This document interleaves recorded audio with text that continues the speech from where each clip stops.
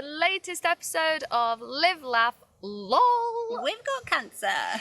And this week's episode is going to be all things chemo. Yeah. And we will be coming to Jess as our chemo oracle. The resident chemo expert. Brilliant. God, what a title. So, but isn't she lucky? And before that, we're going to talk about our week. How's your week been, Jess? The week's going well. Look at our lovely background. You can tell that we've just actually been for a wild swim because we're wild. We're so wild. We're crazy. Yeah, so the week's been good, and otherwise I think just enjoying the sun. Went to a food festival. In Roundhay Park? In Roundhay, yeah, that was really good, except when we come on to our diet episode, it's basically, oh my God, it's like an advert for everything that I couldn't eat, and there were these incredible cakes. It's depressing. It's so depressing. And, like, you walk in, and there's all these, like, really cute brownie stands and bakery stands and, like, buy all our amazing stuff, and then I just couldn't eat any of it, and it was really sad. We are going to come to our food podcast soon, but I can't even go into like a co-op without getting utterly depressed. I know. Like all I do is want some cookies and some chocolate or a sandwich or like a drink from the fridge. And there were these like incredible 4-layered cakes. Stop it, what are you doing to us? I know. I even went, because it was my friend Emma's birthday, so she was like, oh, maybe I'll just go get a bit of cake. So I went to the stand with her just to like torture myself, just to have a look, and it was incredible. Oh God, were you tempted? Remember what the bakery was called. I should have done a shout out, but then they'd have sent me free cake. You can't have that. No. I was very tempted, but I resisted. Very good. But yeah, so that was really nice. The kids were there. My friends are having kids now, so it was like very different to the old days where you'd go and get pissed. Yeah. Try the wine, try the whiskey, try the gin. No, it was just us trying to stop the babies from running away. Oh, well, still nice. Cute. Yeah, it was fun. And your week? Mine was good. Went to the Cotswolds. More travel, down south. Went to the Cotswolds last weekend, and I didn't realise I think the Cotswolds isn't obviously famous for lakes, and it's all countryside. But where we were staying, there were loads of lakes. Oh. We did an aqua park, one of those like where it's all inflatable obstacle course on a lake, and I love things like that. There's one at Rother Valley which we've been to a couple of times. There's this one, and there's a new big one that I'm hoping to drag all my friends to in like down near Birmingham at some point. Oh right, I've not even heard of them. Just literally, you know, when you're a kid and you'd go to the local swimming pool and they'd put all the inflatables up. My first job was as a lifeguard, and those parties for parents are the most stressful thing for a lifeguard, because I was just like, please don't drown. All the kids were just like swimming underneath the inflatable. Yeah, stressful. Yeah, anyway. We had life jackets on and wetsuits. Really? Yeah. Oh, because it's outdoor and everything. Yeah. Okay. So it's all good. And then played a bit of tennis, staying fit and healthy. I'm now the kind of person that when I go away, I do exercise, like go to the gym. So went to the gym when I was there. And then what I was going to say is I had my prognosis meeting this week. Oh yeah, big medical news. Yeah, it was meant to be last week. It moved to this week. And even though me and Jess have already said, like, you don't get a proper prognosis, Mark and I are going down the surrogacy route because I can no longer have kids. And we managed to I was sent straight through for IVF after my diagnosis. So we've got eggs and embryos, which was what we talked about last week. And the surrogacy people said I had to have a prognosis letter to create part of my audit. And you have to have this audit in. Now, I think really you could go for surrogacy without, whatever the prognosis letter says, I don't think it can stop them allowing me to go forward with surrogacy. But it's at the other end, because in the UK the baby's not legally yours, and you go to a court and you have a hearing and you apply for a parental order, a bit like adoption. And at that point you have to have all your ducks in a row, including this prognosis letter. So they don't let you, like the fertility clinic don't let you move on until all of that paperwork is set.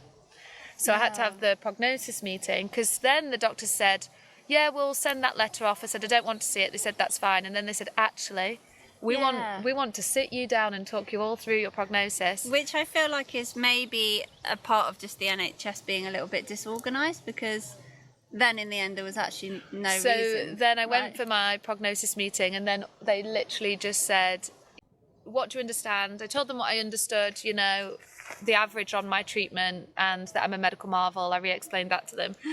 And they said, as long as you know it's life limiting, and then they used that phrase all the time, which was so annoying. Like, I don't need to hear you say that 50 times. Yeah, we know. We know. Why is it so important for them to really reiterate that? I know. And then they said, though, if you don't want to know your prognosis, we don't have to tell you. So I was like, oh, brilliant, all of this worry for nothing. So they gave it to me in a letter form, and it was going to tell me the prognosis for someone with stage 4 hormonal breast cancer that showed as bone metastases from the beginning. And it was going to tell me 50% of people with that diagnosis get this many years. Like the middle 50%, right? Yeah. So I was in my mind like, that's too specific. When it was just a stage 4 breast cancer prognosis, you can give yourself all these reasons why that's not you. Yeah. But when it's so specific, it starts to be like, that feels more real. Yeah. So I've not read it. So Mark sent a copy of it to the fertility clinic, and we're going to at some point have a ceremonial burn of the letter. Excellent idea. We're not reading it. Mark's not read it either. We don't need to Okay, know. good. You know how people say you live to your prognosis or something? Yeah, I really do believe that. So I Yeah. think if you can avoid the temptation, Yeah, I can. reading At it. first, I felt a bit flat after, and I wasn't sure whether I should read it or not. But yeah, we're absolutely not. yeah, I reading don't that. think it would do any good. No, I don't think so either. So yeah, that's and we bumped into you in hospital. Yeah, again. Yeah, I suppose that's another part of my week. I've had treatment. Yay! Yay! We So- should get into that properly in the whole episode. Yeah, but we can, go back to the start of chemo, I suppose. So chemo. So hopefully I'm going to ask Jess lots of questions about chemo, and Jess is going to talk to us really openly about chemo. But if there's anything chemo related, if you or a loved one or you're just a bit nosy want to know, do ask us. Ask away. Ask us in the comments. We're open books. Yeah. So first of all, let's talk about the practicalities of chemo and what it actually looks like in terms of how often you're in hospital, once every however many, how long you're in there for, all of that. Yeah, so I had a few cycles. I'm on my 3rd cycle or set of chemos, I suppose. The first one, they actually gave me 3 different drugs in combination. And that was a weird one because I had a PICC line put in. So that's like a tube that comes out of my arm and apparently went round and into the top of my heart. So I think the idea of a PICC line is when your veins are getting so tired of being pumped full of chemo drugs that they don't want to put it straight into your vein because your vein's like, F off. Yeah. So they're like, we're going to try and bypass your vein by using your vein for plastic. So you can get in and they can take bloods from it and stuff, and it was actually very convenient, but it meant that you can't get it wet. So no wild swimming. Yeah. No That's sad. showering the arm. Which No was showering a nice the arm. 5 months. Oh my god. Yeah. Yeah, okay. But that was because I had 2 types of medication when I went into hospital. So I sat in the chemo ward and they give you 2 different types via IV. And then there was another type of chemo that they would hook up to this PICC line and I would take home for the weekend and it would infuse over 48 hours. Yeah. Which is very odd looking back on it, but you just kind of And you had get a used nurse to come it. in at home as well. Yeah, so once it's gone through, the nurses would come, district nurses would come and disconnect it, and then like clean the PICC line dressing, and then you're free for another week or 2. So what did that look like? So once every how long were you? 2 weeks. Once that every was. 2 weeks you went into hospital. Yeah. You'd have a couple of drugs Via through the IV. IV, and then you'd go home for a 24-hour infusion Yeah. of another one. And that'd get taken off over the weekend then. And then 2 weeks later, exactly the same back thing in. again. Yeah, for 8 cycles. So I think, So it's over 4 months. yeah. Okay, yeah. Which is very different to what I didn't have it, but what they were going to do Okay. for me was once every 3 weeks. Okay. Yeah. So I'm only saying that just to show how different it can look for every Yeah. type of cancer and person. Like if someone says to you, you're going to have chemo, it doesn't mean it looks like what that other person The has. same threat. Yeah. And even within like the people that I spoke to that had bowel cancer, they had different treatments as well and treatment cycles. So I guess it depends what your oncologist or what you and your oncologist decide. And there's also, you don't have to always have them via IV. Like the ones that I'm on currently are just tablets. So you were on that for 4 months. You Yeah. then had a 3-month break. We Yeah. can get to all the middle bit of what happened there. But now your current cycle So I'm on a new type of, it's not a chemo, it's like a targeted treatment, they've called it, where it's meant to stop tumours getting a blood supply. So it's like cutting off. Is that the source. angiogenesis? Yeah. So Okay. angiogenesis is the formation of blood supplies to the tumour, I think. And that's So your it's an anti-angiogenesis. that's your treatment. IV treatment. So Jess is still Yeah. going in once every 2 weeks for that. for your IV, and that's only half an hour to an hour. So they do it like you start with an hour and a half to do it slowly. If you don't have any reactions, next time it's an hour. Oh, And then now it's down to half an hour. excellent. Look at So you not in and out. reacting. No, it's meant to be in and out, but last God, week yeah. Jess arrived and she had to wait half an hour, which actually isn't too bad for her appointment. Yeah. Then it was half an hour in and out. And then she had to wait 2 hours for her meds God, to yeah, go something home. like that, because the It's pharmacy never was in and being out. very slow. So that's when we bumped into each other and had a bit of a chat. I was also waiting for 2 hours for my meds because it's just like you go down to a chemist and the pharmacy just is Takes forever. You are in a hospital, it is literally inundated. Yeah. Yeah. So, but otherwise, yeah, so now it's kind of, I have chemo tablets for 2 weeks, and then I have the IV treatment every 2 weeks as well. So I have 2 weeks on the chemo, 2 weeks off, 2 weeks on, 2 weeks off. And that is 1 tablet, 2 tablets every day? 3 tablets twice a day. 3 tablets twice a day. You have Yeah. 5 days on, 2 days off, 5 days on, 2 weeks off. Yeah.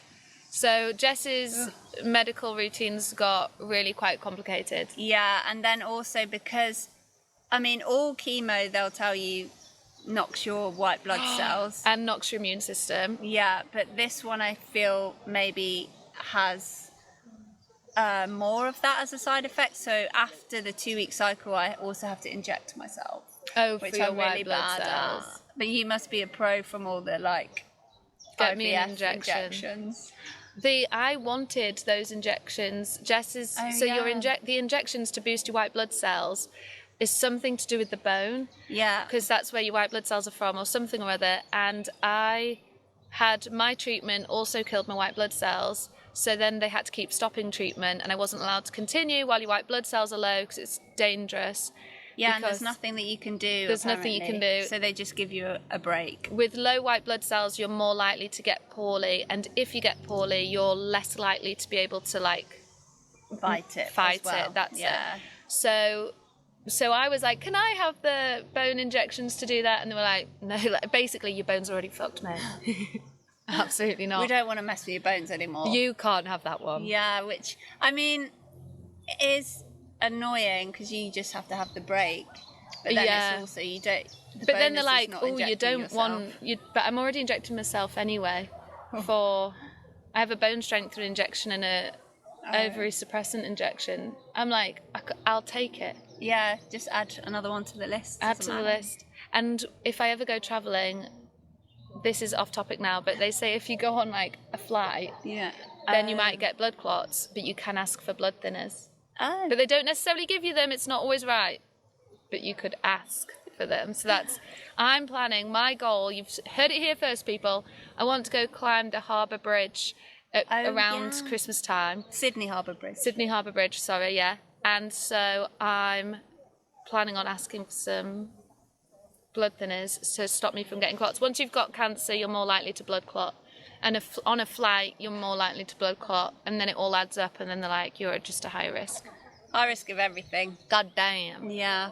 So tell us all about your symptoms from chemo. Oh, the symptoms from chemo. Fluorescent green sick. Yeah, that's nice. I think the main things for most people, but certainly for me, has been nausea. Just like a constant feeling of being a bit queasy, which is not nice. Do you know what winds me up about this whole situation is that chemo is really kind of an outdated type of treatment for cancer. Like the new types of treatment are immunotherapy, which doesn't exist for all cancers yet. It doesn't exist for mine or Jess's right now. Yeah. It does exist for some forms of breast cancer and bowel cancer, but not our specific types of breast or bowel. Typical. But so chemo is kind of outdated, and literally what chemo does is wipe out your immune system. And then so they're like, take the treatment, it's so great. You're like, okay. But also it'll wipe out your immune system, so you then have nothing to be able to like keep fighting being ill, and to like, and then all they say to me is quality of life. Yeah. But then they're giving you a treatment that's ruining your quality of life because you're queasy or you're tired or you can't eat. And now, an even bigger circle, the chemo you're on now is making you feel queasy, which is making you not eat as much, which is making you lose weight, which is then making you feel weaker when swimming and stuff. So everything's just becoming harder, but they're still saying quality of life while actively ruining your quality of life. I know, but that's the balance. That's what my oncologist is always like. When I first went into it, I was like, right, just hammer me with everything. Yeah. Just give me the max. Just get rid of the cancer. And I don't know if it is like those horrible stage 4, we don't want to like knock you out. Because we're not going to cure it, so there's no point in doing that. But it's their positivity just goes, doesn't it? They're literally like, there's no point hammering it because then your quality of life's going to be shit and you're not going to recover anyway. So so God, what fun. So that was the balance, apparently. These are people that do not like hold faith in medical marvels. So like us. So we don't want to pay. It's like, we love the doctors, we're grateful for the medicine, all of this, but their currency is purely in like their experience. So they're like, medicine's the best and this is literally what we see, whereas our currency is like hope that, you know, pays for a lot. So we need to hold on to that, and it's a shame that really the oncologists don't have that bigger picture. So I do wonder if there's like a negativity bias that's impacting my treatment, but that's probably a whole nother episode. Quite complicated, that one. But so he's trying to give me the max dose with minimized side effects, but what happens is you inevitably get side effects from the chemo, and then you end up taking other drugs to mitigate the side effects. And so you're on like a bit of a cocktail, and each drug has its own side effects then. Jess has also maxed out the anti-sickness the last couple of days. And actually in my middle chemo, I should probably not slag off the NHS that much, but somebody forgot to give me the anti-sickness that was actually medication awful. For 2 rounds of chemo. So I was thinking, Jesus, this is when I had the fluorescent sick. I was thinking, this is hitting me a lot harder than usual. And it was because I was meant to have a 5-day anti-sickness tablet that they just didn't And put can on. I add, so not only is Jess being violently sick, so that's awful, but actually it also is a mental game, because you then worry, like mentally you're then like, something's not right, what's going on in my body? Obviously we know something's going on in our body because we've got cancer, so then you link that and you think, this is awful. So it really it's such a, I'm sure it's easy to do in any job. I'm sure these things happen. Yeah. But the consequences are much bigger than I think you'd think. Like, yeah, I've been sick, which is awful and affected my quality of life. But actually, mentally, that took a toll. Yeah, and then it turned out that, well, in that situation, you think, if I'm being sick, am I absorbing enough of the chemo? Everything becomes paranoia. Yeah. But then that chemo didn't work anyway, so I don't know. That was stressful. Yeah. So now I'm on a new type. So fingers crossed, in combination with the anti-angiogenesis treatment, Stay on that'll this. start to kick it. Stay on this forever until the cure. Yeah. Some immunotherapy would be nice. So if anyone knows anyone... Could we focus our research on that, please? Yes, please. What the other thing that could be a cure, but I don't really understand how it works, is I feel like stem cell transplants. Oh. I feel like you actually get cured because they change your stem cells. So why one day, like, do you think I could have one? Yeah, I don't know. I know I don't know much about that either, but I feel like if they create a tablet that's the cure, I will, and you will, never know it's the cure because it would have to have been in existence for a lifespan to know if it's a cure, and it won't have been because it'll have only just come into existence. So I feel like although I'm planning on being alive while the cure comes out, I'm not planning on knowing I'm having the cure. But like Right. a stem cell transplant seems to me like I could also know I had the cure. I see. Or just anything. It doesn't have to be stem cell. Like I'm not fussy.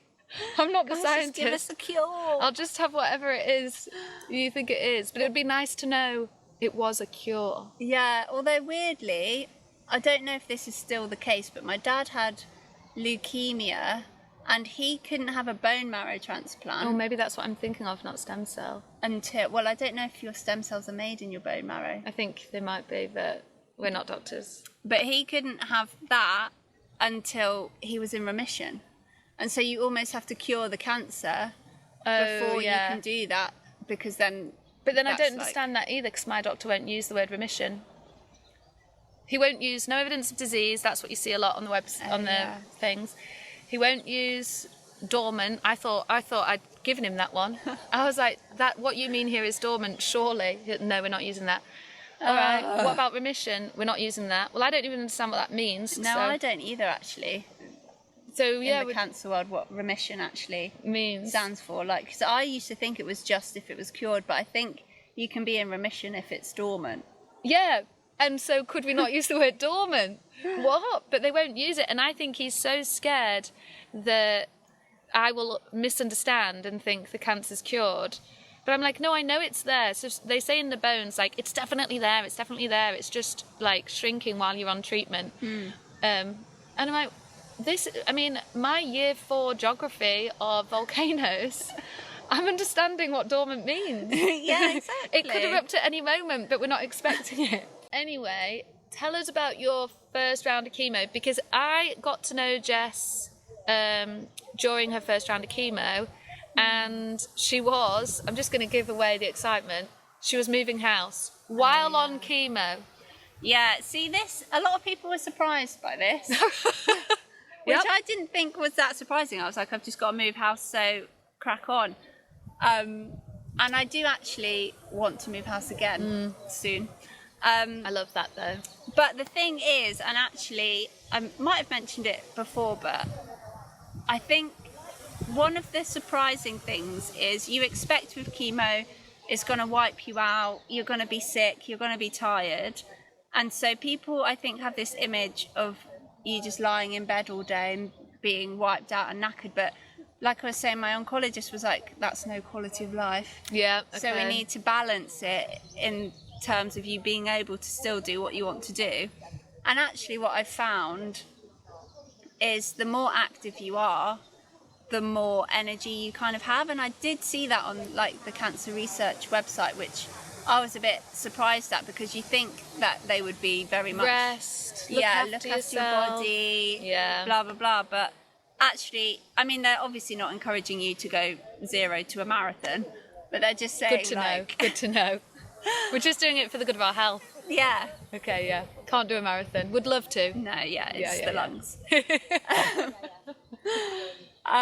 But they said to, even if you want to just get your steps in, or Keep active. yeah, and that I do find that when I'm knackered and like nauseous and blah blah blah, if I get up and out, it does actually give me a lot more energy. Like today, yesterday I met a friend for, like, I was meant to meet someone for lunch, and I was like, I'm too nauseous, I can't eat anything. But then getting up and out, I was like, oh, actually, I feel a bit better. And like today, I was like, I'm not sure the nausea, how I'm gonna be impacted. But then Cold water. turns out jumping in a cold lake really helps. Yeah. That's a tip. But it is annoying that because you've been nauseous and you've not eaten, you've lost muscle mass. Yeah. So actually, it does make things harder, Yeah. like physical exercise and stuff. You need to, like, I've not quite got the balance yet of eating and exercising enough to maintain your energy levels. But then that's hard because every time we try and stuff you full of food, you say you feel sick. So it's hard to then put on the weight. Exactly. You're in the middle of the vicious cycle, really. Yeah, but I think that's part of why they give you like a chemo recovery time. Like, Bulk up. it'll be not only your white blood cells, but it'll also be It's like gym time. You know how Food. people bulk and then there's a word for it. You bulk up at some point and then you strip back. Oh. And it's like you get all the fat on and then you strip back and turn it into muscle. That's what I need to do. Yeah, so you need to bulk up in your 2 weeks off. Yeah. And you need to take it more seriously. She needs to eat loads of nuts and drink loads of extra virgin olive oil. Yeah, I have actually been trying to drink a spoonful Yeah, of olive oil I'm a actually day. really impressed. It's not the nicest thing, but it's meant to be very good for you. And also, So- you could just douse all food in it. Yeah. One for the food episode. If Yeah. anyone wants any fattening up tips. Avocados. Yeah, and lots of oil. And it's a shame for Jess that she doesn't like eggs, because eggs are a good one as well. Yeah, I don't like eggs, even though I did turn into one at one point. Yeah, but look at that hair now. Ta-da! For the fans that are following. You honestly just look edgy at this point. Yay! And it's not all grey. We're getting there, guys. So, a couple more things that we're going to talk about before we finish are just going to list them so don't forget. Cold capping. Oh, yeah. And also the room that you get your chemo in. Yeah, so I don't know if anyone's not been in with someone to have chemo. I don't know why you would if you didn't know someone with cancer. It would be weird to go in if you if you didn't know anyone there. But it's not like a ward with loads of beds and everyone's all poorly and lying there with drips. No, it's busy. Yeah. It's busier than Brigham on a Saturday morning. Oh, is it? It is. Maybe because you're in a chair, you're like protected. The chairs are huge armchairs. Yeah. So Jess has this whole zone where there's a bit of space around her. But as someone just coming to visit, you're like fighting all the other people out of the way, and everybody's at the desk. It is rammed in there. Yeah, and it's usually busy. I think they do it in like half an hour slots, but it always overruns a bit. But it's basically just huge rooms with like 6 to 8 chairs in each room, and you'll have like a nurse per section, and she or he will Very do good, your very good. treatment. So there's like a pharmacist on there, and also sometimes a bit scary, people have reactions to the chemo, and so this big alarm goes off and all the nurses like Panic. rush off. And Not panic, sorry, rush. yeah, I was sitting next to someone on the round before last, and she had a reaction to the chemo, and she seemed to kind of be okay. She just went a bit dizzy and hot and stuff, but I suppose that's a bit of a scary thought if you're trying to get treatment. And they did say like, we'll just infuse it slower, so you should be okay, but But it is scary. there can be reactions. You think to that things. you can just take your treatment and that'll be that. And mine's my ribociclib. They were like, I started on the highest dose and went immediately to the second one down, and then they were going to move me down again, and I had to really beg to stay on the one I was on. I don't know if that was the right thing or not. But if I'd moved down again, after that it was just that you can't have this treatment. Okay. because your white blood cells are too Susceptible to it. yeah, and that's too dangerous. And that's, I don't think I'd ever considered not being able to have a treatment because like my body reacted to it in a certain way. Yeah. That felt scary. That's, I think, maybe why I was so desperate to stay at my 400. So this is really annoying. The pharmacy, big pharma, love them and hate them.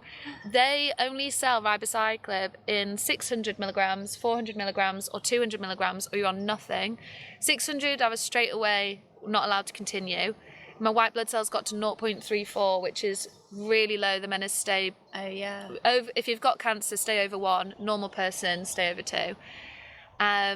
Yeah, they kept me in hospital when mine were below 1 because they were so nervous about it. Yeah, but I think it's because you were also ill. Weren't you yeah, also that's ill? true. You Yeah, had yeah. that thing on your lung at the same time. Yeah. And it's harder to recover. I actually ended up being fine on my 0.34. But they Yeah. did stop 600 straight away. Went down to 400, and I kept having to have... I'm on 3 weeks on, 1 week off, 3 weeks on, 1 week off. And I kept having 3 weeks on, 2 weeks off, 3 weeks on, 2 weeks off, because I couldn't manage the dose, my white blood cells. And then they were like, we're going to have to move you. And I was like, 1 more month, please. And it was like 0.99. And I was like, just 1 more month. I think I can get to 1. And I got to 1 on the nose, and it was excellent. So I stayed at 400. But I was like, why can't I go to like 300? Yeah. And they said, no. Big Doesn't Pharma exist. sells it in 600, 400, or 200. You know, I can like chop a tablet in half. Yeah. I could have it in 300. Like, it is absolutely plausible that I could do that. No, They just won't let you we do sell it. it in 600, 400, or 200, and that's Wow. it. And then I'm like, if I did get to 200 and I desperately want to stay on Ribo, there are other drugs. Like, it's not a panic. They could offer me something else. But you don't like the idea of naysaying a drug that can help you. And you're like, Yeah. but if I was in that position, surely I should be allowed to try 100. Yeah. Because surely that's better than nothing. I mean, maybe I'm wrong. And don't call me Shirley. But, you know, when you're just like, well... Come on, Shirley. Come on, Shirley. Give us some drugs. Yeah, I don't know, Big Pharma annoying me, but really glad that they made ribociclips. Can't complain. Yeah. Can't complain. So grateful. So grateful. And is that the only... I know it's not a chemo drug, but is that the only side effect that you get on it? Just the white blood cell knock? It's the side effects of Ribo are a bit like chemo side effects. So it comes with anti-sickness, anti-diarrhea tablets, and it is like hair thinning and nauseousness and blah blah blah. Look at you go. You haven't had any of them, have you? I've had them all, but to such a minimal degree. Like hair thinning, but my was super thick, so it still looks really full. A few ulcers in my mouth, but I feel like my body's becoming more accustomed to it. But I did get some ulcers. Hair thinning at first was just getting rid of hair in all the places you don't want hair, so it's Oh, yeah. excellent. And then I went down to 400 milligrams and my hair grew back, so that was a bit sad. Oh. I know, the one silver lining I could have had. I know. So it's been all right for me as Ribo. It's just the That's white good. blood cell count, Yeah. and they care more about that than my hair. Yeah. So sad. I know. Speaking of hair, cold capping, when I tried to do that. Yes. Oh my God. So when I was on the ward, there's so many women just with the cold caps, absolutely chilling, chatting away, having a great time. I was like, how are you doing this? Because it's awful. Well, I shouldn't say it's awful if someone It's tries absolutely, wants you to can cold do it. cap. If you want to do it, you can do A it. lot of women do it with seemingly absolutely no issues. But when I did it, I think this is when it was on one of the cycles that they forgot to give me anti-sickness as well. So I was feeling nauseous. And then, you know, when you get like hot when you feel sick, and then the cold cap is literally, it freezes. It's Yeah. cold to the extent that it's frozen. It is ice, yeah. Yeah. So they couldn't take it off at first because it was like frozen to my head. Yeah. And I could feel it like cracking, whatever. But I tried. How long did you have it on for? I think they say you have to do it for You have 2 to or have 3 it. hours or something. But did you keep it on for that long? No, I took mine off early So because I when couldn't stand it. I was absolutely planning on cold capping and read into it, and they're like, first of all, yeah, you got to have it on before your treatment starts, and sometimes keep it on after treatment. So if you cold cap, your chemo treatment lasts longer. Yeah. You get in earlier, put your cold cap on, start your treatment, stay in, cold cap stays on. So it's Yeah. a longer day. But also, what I read is, if you're losing your hair's thinning, put a tiny little scarf on, you know, like a thin silk Like a silk scarf. one, yeah. Just so it doesn't stick to you. But also they say because of the shape of them, they might not touch in all places, so people can get patches where it's not stuck down properly. And they also say keep it on for at least like 20 minutes, and once you've got over like that first however long, then it's okay. well, I'm not saying it's okay, and well done to anyone that does it, but it's meant to get easier. Yeah, and yeah, like I say, I think it was probably because I was a bit nauseous anyway, like having a bad time on the chemo treatment, that my whole body was like, what are you trying to do to me right now? And the nurse was really nice. I think, like we said before, with the hair loss stuff, doctors don't really know that much. It's all the nurses that do it day to day on the chemo wards that they will know. So she was like, to be honest, it was when I was already losing my hair, and she was like, if you're already losing it, the cold cap isn't going to prevent it from falling out. It's more of a like, you have to start at the start.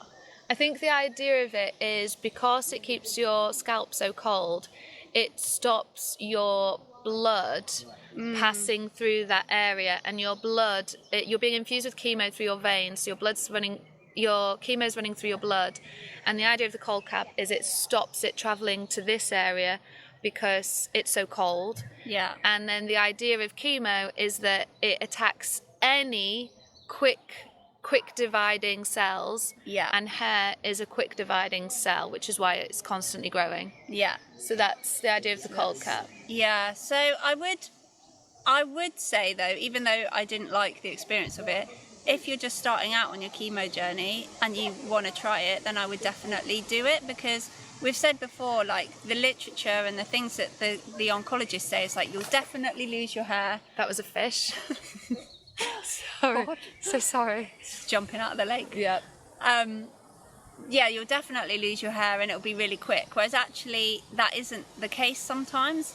And so I think in hindsight, I would have tried it early, because my hair didn't fall out initially on that. So I think if I'd have cold capped, it probably would have made a difference. So yeah, if someone's curious about trying it, just give go it for a at go, the start. and don't even worry about it. If you decide against it, you literally take it off when you're there. Yeah. There's no pressure. People get it. And also, every chemo drug is different. Chemo is not the same per person. And some chemo drugs are worse on hair. Some chemo drugs are better on hair. So listen to your nurse's advice and all of that. Don't panic. And also, hair will regrow, as case in point. Yeah. And it might regrow differently, which is very fun and exciting. Yeah, you never know what I'm going to end up with. I can't wait. Also, another thing, now that we're thinking about kind of the start of chemo, another thing that I wish I'd done that I didn't know before was getting your eyebrows done. Oh, yeah. Yeah, because you can't have them like microbladed or tattooed or whatever or when you're on active treatment, because there's an infection risk. It's like a tattoo. You couldn't have a tattoo because of infection risk. So if you're in that, like, you know, someone's just outlined your chemo but you've not started yet and you're worried, just get your eyebrows done. I had mine booked in, my microblading appointment, paid 50 quid. The lady was so nice, booked me in last minute, squeezed me into like 8:30, you know, before it opens. Yeah, no, I'll get you done. And then had the terrifying news that it was stage 4 and no chemo, and they cancelled my appointment. But part of me was like, should have just gone. Oh, yeah. Because it might have been nice anyway. Yeah, treat yourself to some new eyebrows. Yeah, but there are things you can do if you're panicked, you know, to help yourself to be in a better position when you start. Yeah. Microblading eyebrows. Another one is the food you take for chemo. You might end up feeling really sick with. So take things that you're not going to be sad you can't have later. Yeah, and this also, that reminds me with the cold capping, they spray a conditioner on your hair first, and then they put the cold cap on, and the smell of that conditioner is awful. It's like, well, it's not, it's like coconut or something, but now you can't stand it. I can't stand it. But there are things, like I got silk pillowcases, I got a special type of hairbrush, there's special shampoo and conditioners that people sell, there's special conditioner spray you could use that's not going to ruin like your favourite one or your favourite smell. Very specific types of foods. People say put an ice cube in your mouth. Oh, okay. There's loads of things. People say paint your fingernails or toenails different colours. Really? Yeah, I've heard What does that do? paint your nails black during chemo, and supposedly it stops them becoming really weak and ridged during chemo. Oh. But there's like loads of different, some of them will be wives' tales, but there's loads of different things that you can do, even if it just makes you feel like you've got more control. Yeah. It might not work, you don't have to do it a second time, but if you're worried, you can go in feeling like you've got some control over it. Yeah. And it does help, even though it might sound like it's just a mental game, it does actually help. Yeah, and I think like one of my last, so before you have chemo, you have to have a pre-assessment where they'll take your bloods and check your levels and make sure that you're like not having too many side effects and adjusting your like complementary medicines. Like your anti-sickness and stuff. Yeah, and one of the things actually going back to doing more will give you more energy. The nurse told me then, because I had been, you know, a bit more on the taking care of my body, resting when I need to, blah, blah, blah. But she literally just said, you can do anything that you want to do. And just having someone say that Yeah, to you, that's so true. I was actually like, it was a bit of a mindset shift. She was just like, you know, you just need to plan a bit for like an infection risk, for example, just understand it and manage that risk.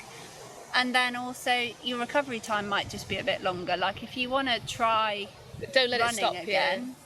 and then you're wiped out for 2 days, then it's your decision to decide whether You go for shorter runs or walks instead. or the recovery time is going to be okay with you, but it shouldn't stop you doing anything that you want to do. And I actually was like, oh yeah, it made me a lot more hopeful and positive about like the whole experience. getting into doing like physical exercise and stuff. I had a friend's wedding where I was a bridesmaid, and it was going to be a month into my chemo, and I was really paranoid, like, can I go? It's a big crowd, my bloods are going to be wiped out, I don't want to get ill, blah, blah, blah.